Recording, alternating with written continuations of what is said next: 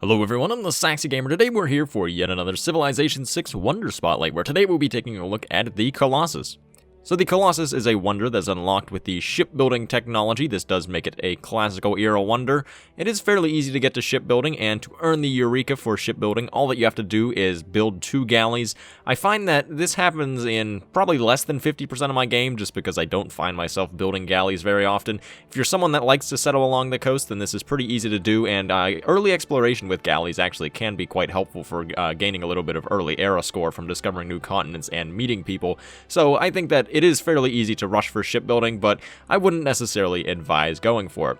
The fact that this is unlocked with shipbuilding does make it a classical era wonder, which is just fitting in with all the other wonders that we've talked about so far, but that doesn't really mean too much except for the amount of tourism it'll generate in the late game and the policy cards that will boost production towards wonders of the classical era.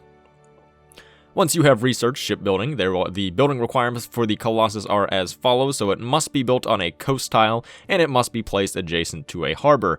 This is generally very easy to do. The hardest thing here really is just putting down the harbor, because that means you're going to have to spend a few turns to put down the harbor before you're able to build the Colossus.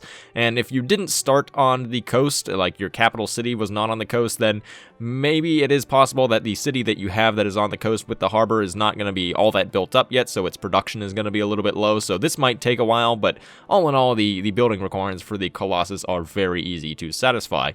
And then it also does have a production cost of 400, which is pretty much even with all of the other classical era wonders.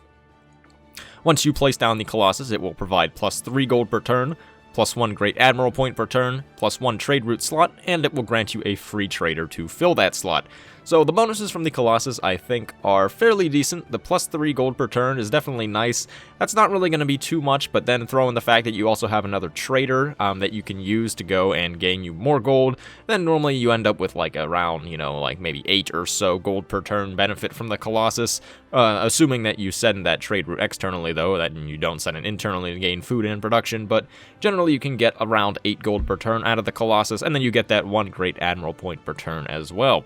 The free trade route slot is definitely very nice, because that means that if you already have 1 trade route going, the Colossus is a way to get 1 more, obviously. But trade route slots are a little bit hard to come across in the very early game around when you would get the Colossus, so being able to get 1 more is definitely nice. It'll help stack up in the later game as well, whenever trade routes become much more valuable and they produce a lot of gold because all the cities are built up and have a lot of districts. And that 1 trade route slot can be very nice. Also, you can use that trade route slot to send another trade route to a different civilization to get the tourism modifier from having a trade route. So all in all, the Colossus's bonuses are not outstandingly great, but they definitely are at least decently good. And now it is time to go ahead and rate the Colossus. So what I do is I give each wonder an overall rating on a scale of 1 to 5, with 5 being outstanding and 1 being pretty bad. And that rating just kind of gauges the overall effectiveness of the wonder and how good its bonuses are. I'm then going to talk about some of the use cases for the wonder, and I'm going to give a difficulty and consistency rating as well, both of which are also on the 1 to 5 scale, with 5 being the most difficult / most consistent, and 1 being the least difficult / least consistent. And the only other thing to note is that the difficulty is assumed to be deity, so this is just kind of the difficulty of building the wonder whenever you're playing on deity difficulty, so how competitive you have to be.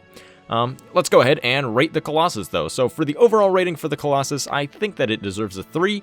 It's definitely not a bad wonder. It has some very good things about it. The gold that you get from it is pretty helpful, because especially if you're going to play for early aggression or something like that in the early game, that extra gold per turn can be very nice for making it a lot easier to afford unit maintenance. You could use that extra gold per turn to maybe buy a few more builders, buy a settler, buy another trader, anything you really want. Gold is very versatile early on, and I think that for that reason, it at least makes the Colossus decent. The extra trade route is also very nice, and it gives you a little bit more versatility, because you can send it internally for some more food and production, or you can send it externally for some more gold, maybe some diplomatic boosts from having a trade route with somebody, or you can just use it to get some other yields if there are other districts in a city, or if you send it to a city-state, or anything of that sort. So as far as the use cases for the Colossus are concerned, the big one, I think, is just to get extra gold early on, because as I mentioned, you're going to get that plus 3 gold straight up, and then you can also get more gold from having a trade route, the extra free trade route that it gives you, so that can give you a boost of around, maybe 8 to 10 gold, which early on, whenever you unlock the Colossus, is a fairly substantial amount of gold. The other use that I see for the Colossus is if you're playing a cultural game, having an extra trade route definitely can be helpful. simply because of the fact that you get the tourism modifier boost from having trade routes with each civilization. So being able to produce one more trade route is going to make it so that you are able to get that trade route modifier with one other civilization.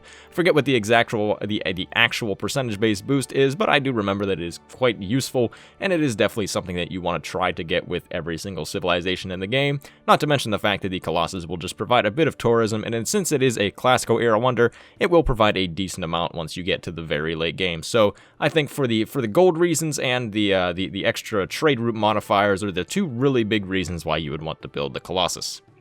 As for its difficulty rating, I once again think that it deserves a 3. It's definitely not one of the most difficult wonders in the game to build, but it definitely is still a little bit competitive.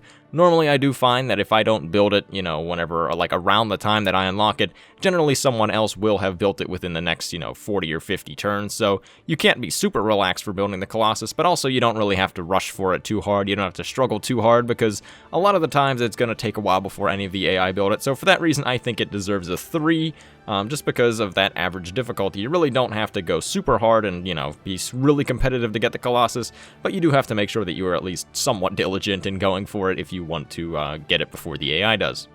As far as its consistency is concerned, I think that it deserves a 4. The bonuses from the Colossus are useful in pretty much every game you're going for. No matter what victory type, if you're going for cultural, if you're going for science, if you're going for domination, the only one it doesn't really help for is religion, just because you don't really use gold that much in religion, and you don't get the tourism modifier. You get a little bit of extra religious pressure, but even so, it's pretty much negligible because pressure is really bad. If you want more information on that, feel free to check out the religion in-depth video to just see how bad the religious pressure spread from trade routes is.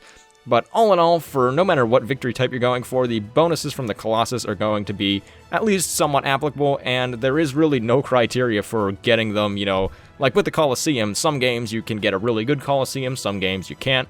That's not really the case with the Colossus, because you're going to get the same bonuses no matter what the game is, so you get those very consistent bonuses that apply to most victory types, so for that reason I think the Colossus deserves a 4.